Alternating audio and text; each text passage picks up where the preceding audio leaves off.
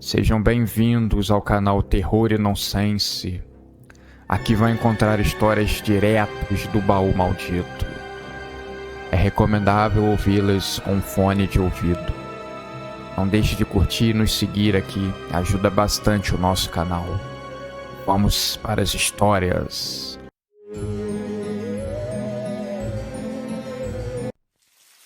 Uma reunião secreta estava ocorrendo do outro lado do bairro, em um galpão abandonado que aos poucos estava sendo restaurado por aquela seita. O líder espiritual, João Cabocó, estava incitando a sua seita.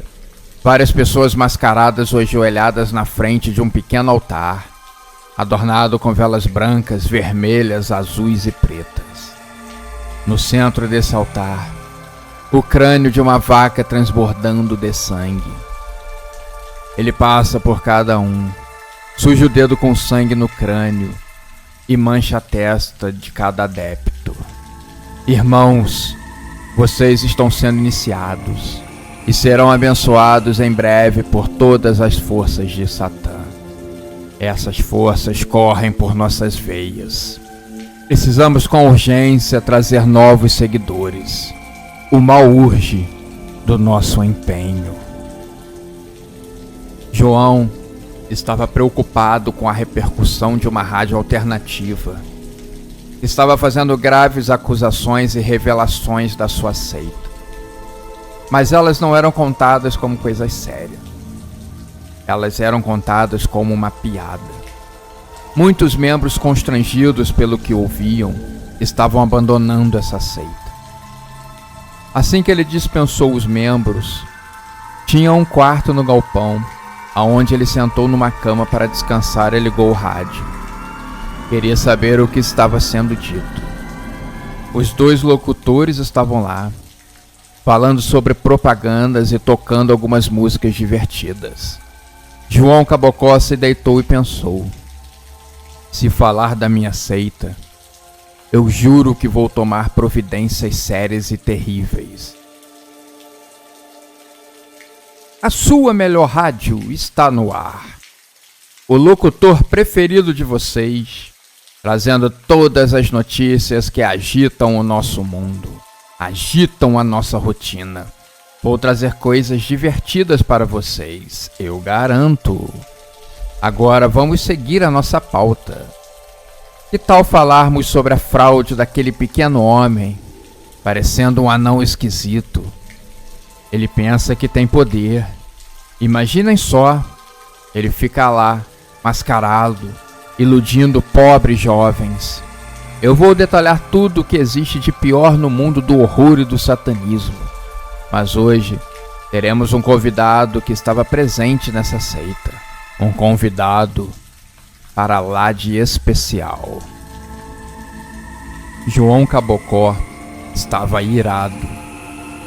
Nesse momento, rangendo os dentes de ódio. Seus olhos brilhavam. Ele então pegou o telefone e ligou para a rádio. Você tem que sair do ar agora, ou eu vou mandar as forças das trevas invadir o seu estúdio e acabar com a sua vida. As ameaças foram ao ar. O locutor sabia que o anão satanista ligaria. Aquilo ajudava bastante a distrair e fazer os seus ouvintes rirem e gostarem ainda mais do seu programa, que a todos os dias ganhava mais tempo no ar e mais patrocinadores. As pessoas estavam voltando a ouvir rádio justo por causa desse programa. O locutor já estava até acostumado com as ameaças. Ele apenas ria e a cada risada dizia mais e mais coisas, desvendando alguns mistérios sobre a seita de João, o que fazia a popularidade e influência dela diminuir a cada dia. Mas os locutores não sabiam, mas o dia de hoje traria algo completamente diferente e macabro. O satanista levantou. Dessa vez ele faria algo contra aqueles dois palhaços. Com a rádio ligada, o convidado tentava coisas dentro da seita. Esse traidor vai pagar também. pensava João. Ele abriu o livro proibido. Cabocó estava ungindo as mãos e começou a recitar algo proibido e misterioso.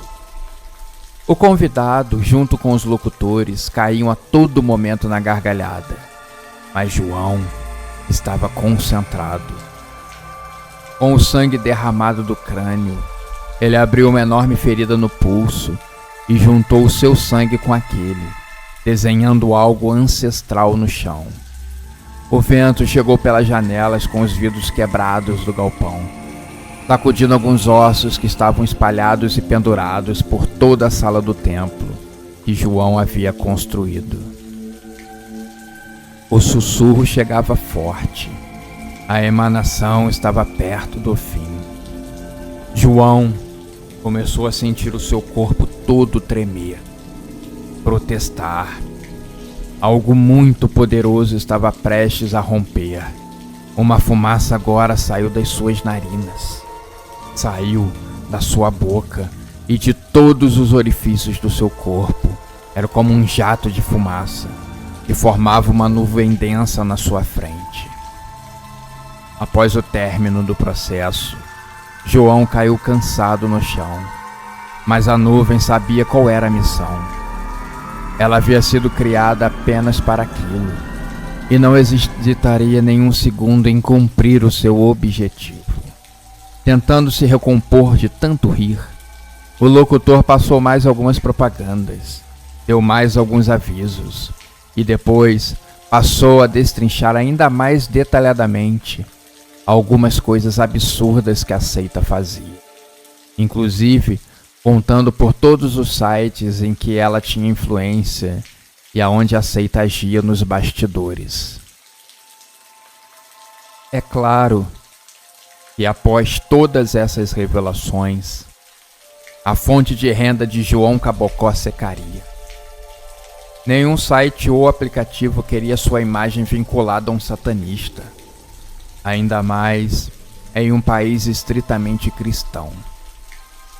Nem por um segundo se passou na mente dos locutores que João poderia querer se vingar. Além do mais, eles já estavam mais do que acostumados com as ameaças do pequeno homem. Cão que latra não morde, é como dizia o ditado. Mas, enquanto eles estavam distraídos contando as histórias, os 3 homens presentes ali no estúdio não viram quando uma sombra começou a entrar por baixo da porta, trazendo junto uma aura maligna e sussurros de maldições terríveis que, aos poucos, estavam invadindo a mente deles. O locutor principal, que no momento estava sentindo uma dor de cabeça terrível, teve a sua narração interrompida quando sentiu um enorme aperto na garganta, arrancando seu ar e o fazendo engasgar. Os milhares de ouvintes estavam apreensivos com o que estava acontecendo. O outro locutor e o convidado também começaram a sentir o aperto da sombra. Os 3 homens morreram ao vivo. É preciso ter medo na hora de brincar com o mal. Quem estava ouvindo e rindo não ficou alheio à vingança. Pouco a pouco, a sombra começou a aparecer pelo rádio de cada um dos ouvintes, que em pânico corriam de suas casas, dando valor à vida e sabendo que a seita era verdadeira e devia ser levada a sério.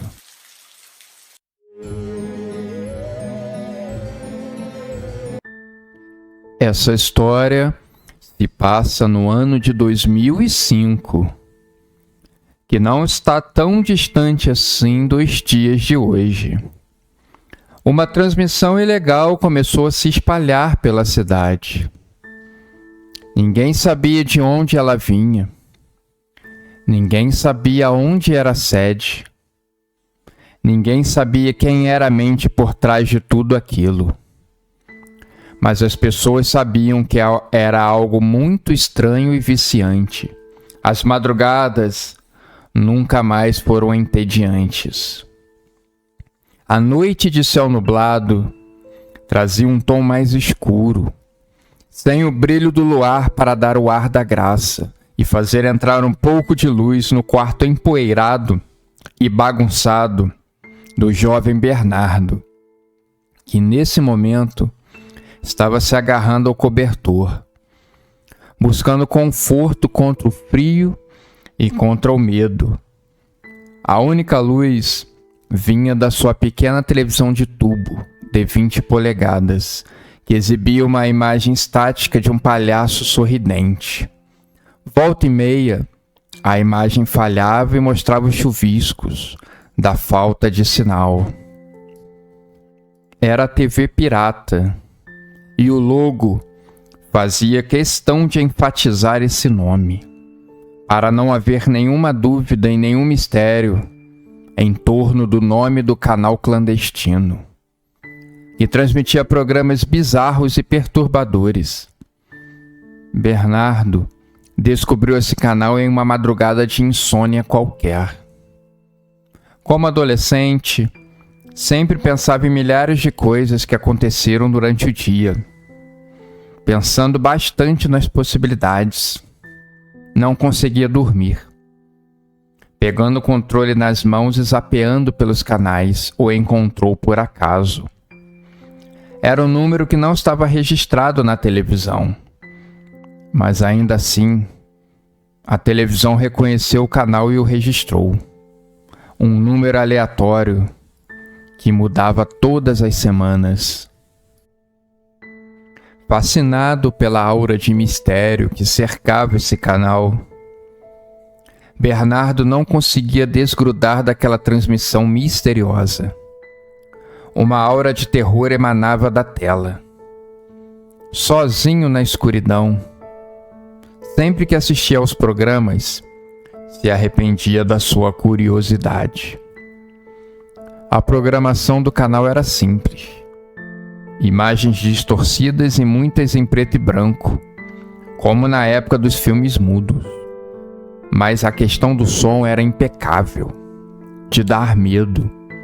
Uma sonoplastia que não devia nada aos melhores filmes de terror de Hollywood.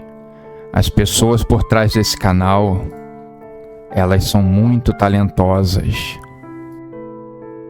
Mas hoje, como se avisando de alguma coisa, a transmissão para Bernardo parecia diferente. Ele sentia que tinha algo estranho no ar.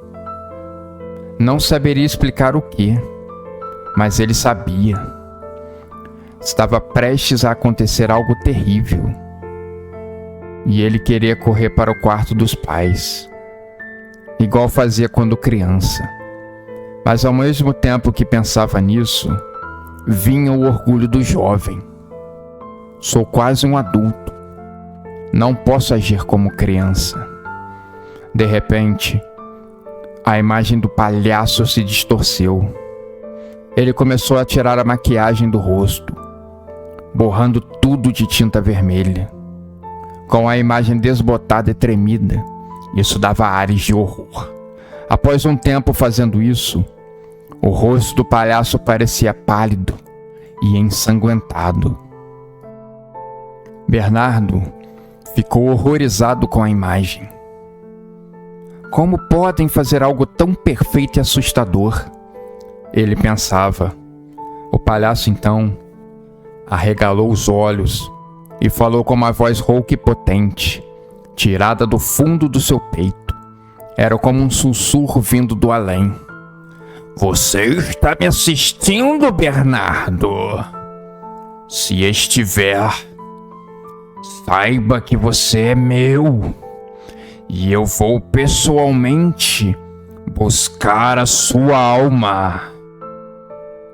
O terror fez todos os pelos do corpo de Bernardo ficarem em pé. Ele pensou seriamente em correr para o quarto dos pais, mas ele não conseguia sair da cama. Estava paralisado de medo. A imagem do homem que era o palhaço começou a se transformar em um monstro sinistro e horripilante, com garras e dentes afiados, olhos esbugalhados e amarelados, O som da transformação era um show à parte, muito bem elaborado. Depois disso, a imagem mudou para uma espécie de hotel abandonado. Alguém estava chegando nele para narrar histórias de fantasmas e coisas do tipo. Bernardo ficou olhando para a tela e para sua porta fechada. Ele ficou pensando se tinha fechado com chave. Decidiu se esgueirar até lá. Girou a chave e voltou correndo para debaixo das cobertas. Será que não foi tudo minha imaginação? Ele pensou. Como que ele poderia saber o meu nome? Eu imaginei isso.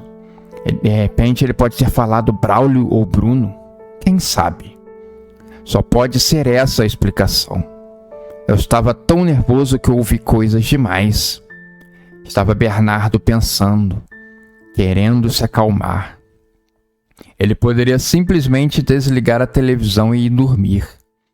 Mas a curiosidade sempre falava mais alto. A transmissão seguia narrando histórias macabras, de morte e sofrimento. Um baque surdo do outro lado da tela. Bernardo deu um pulo da cama. Um fantasma havia aparecido no hotel. A mulher que tinha chegado nele e estava narrando as histórias corria para longe. A câmera focava no seu rosto de desespero. Ela corria. O fantasma vinha atrás. E em um determinado momento, ela escorrega e cai em cima de algo pontiagudo no chão, que entra no seu pescoço. Ela morre agonizando. O fantasma então se transforma no palhaço. É uma transição impecável de efeito e cena. E agarra a cabeça da mulher. Aponta o dedo para a tela com aquele seu olhar penetrante. Você não entendeu, Bernardo. Hoje foi ela. E amanhã será você. Bernardo não aguentou mais ver aquilo e tentou desligar a televisão. Mas o controle não funcionou. Ele tentou outras diversas vezes, todas sem sucesso. Abriu o controle e encaixou as pilhas novamente. Mas a televisão não desligava. A transmissão parecia estar impedindo isso. O jovem se via preso àquelas imagens. Talvez precisasse ver até o final. A imagem agora mostrava isso. Apareceu escrito em uma tela de fundo preto e com letras brancas. Não desligue a televisão. Assista às próximas cenas. As horas se arrastam como uma eternidade. Cada minuto uma tortura. E a todo momento, Bernardo se esconde nas cobertas. Ele rezava baixinho, pedindo ajuda a todos os santos, mas parecia que ninguém o ouvia. A tempestade continuava do lado de fora, como um lamento fúnebre de algo que estava prestes a acontecer. Finalmente, o som macabro da transmissão silenciou, e Bernardo, por um breve momento, pôde apreciar a paz. Ele tinha se levantado para desligar a televisão, mas nem pelo botão ela desligava. Tentou tirar da tomada, mas como mágica ou presa a elementos malignos, a imagem estava com chuvisco sem som, mas continuou ligada. Bernardo então decidiu ignorar e ir dormir. Mas pouco depois, quando estava quase entrando no mundo dos sonhos, o palhaço retornou à transmissão. O som sinistro voltou a ecoar pelo quarto e Bernardo levantou com um pulo. O jovem estava se sentindo vazio, exausto, como se tivesse passado por uma guerra espiritual. O palhaço estava sorrindo para ele. O terror ainda não tinha o abandonado. Ele estava dando um tchau bem lento para a tela. E a imagem do palhaço foi substituída por letras bem grandes que anunciava que depois de hoje a transmissão ilegal seria finalizada para sempre. Hoje havia sido o último dia da programação. A mensagem também agradecia a todos que assistiram, incluindo o jovem Bernardo, que era sempre um espectador muito importante. Mas ele tentou dormir, ainda mais agora que faltava pouco para o dia começar a clarear e o galo cantar a plenos pulmões, mas não conseguiu. Assim que praticamente caiu nos sonhos, um pesadelo terrível das imagens e sons presenciados não queriam deixar o jovem dormir. Algo bateu na sua janela. Ele continuou tentando dormir. No limiar entre sonho e realidade, um outro barulho. E dessa vez parece ter quebrado o vidro. Agora mais outro. Alguém estava jogando pedras na sua janela. O menino Bernardo parece ter despertado. Coçou os olhos. Como era possível alguém estar ali? Ele morava no quarto andar de um prédio, mas ele pisou em cacos de vidro e machucou o pé. E reclamando da dor, ele abriu as cortinas, e o que ele viu o fez dar mais 2 passos para trás, se machucando ainda mais no vidro quebrado. A imagem do palhaço estava ali, flutuando na frente da sua janela. Em uma mão, uma enorme pedra. Na outra, um taco enorme de beisebol. Um pico de adrenalina. Uma experiência que poderia ter marcado a vida inteira do jovem Bernardo. Uma mente frágil e uma alma atormentada. Ele sofria com bullying na escola. Ninguém lhe dava atenção. As suas coisas serviriam apenas para serem jogadas para o alto e chutadas. O jovem se sentia um palhaço diante de uma plateia que o jogava coisas e não ria com as suas piadas. Era sempre o excluído de tudo. Passava os seus dias andando para cima e para baixo isolado, sem ter nenhum amigo. Era uma triste realidade, mas ele sempre pensou que um dia conseguiria dar a volta por cima. Mas esse dia nunca chegou. A última coisa que Bernardo viu foi o sorriso macabro do palhaço se fechando sobre ele. Seus olhos vermelhos como brasas queimando em sua alma. A transmissão ilegal se dissolveu em estática e o quarto foi tomado por um silêncio sepulcral. Na manhã seguinte, a família de Bernardo o encontrou sem vida na cama. O rosto contorcido é uma expressão de terror inimaginável. A causa da morte foi um ataque cardíaco fulminante. A transmissão nunca mais foi vista, ouvida ou falada por ninguém. Ficou como um mistério no ar. Será que ela realmente existiu? Ou tudo não passou de imaginação de um jovem solitário? A conferir nas cenas dos próximos capítulos.